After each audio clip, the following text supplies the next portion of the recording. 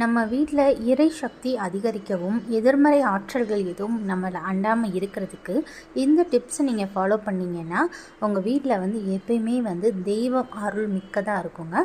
வாங்க அது என்ன டிப்ஸுன்றது இந்த வீடியோவில் பார்க்கலாம். எப்பயுமே வந்து வீடை நம்ம க்ளீன் பண்ணும்போது, அதாவது மாப் போட்டு துடைக்கும் போது வெறும் தண்ணியை யூஸ் பண்ணாமல் இந்த மாதிரி அதில் வந்து கொஞ்சம் பச்சை கற்பூரம் அப்புறம் மஞ்சள் கலந்து நம்ம வீடெல்லாம் துடைச்சோம் அப்படின்னா வீடு வந்து எப்போவுமே வந்து நறுமணமாகவே இருக்கும்.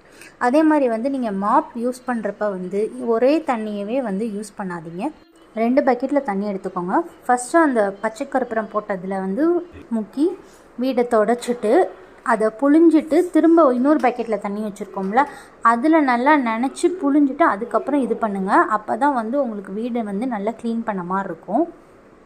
மாதிரி 2 பக்கெட்டில் நம்ம தண்ணி வச்சு யூஸ் பண்ணுறனால வீடு வந்து நல்லா சுத்தமாகவே க்ளீன் ஆகும். அதே மாதிரி நம்ம வந்து பச்சை கற்பூரம் போட்ட அந்த இது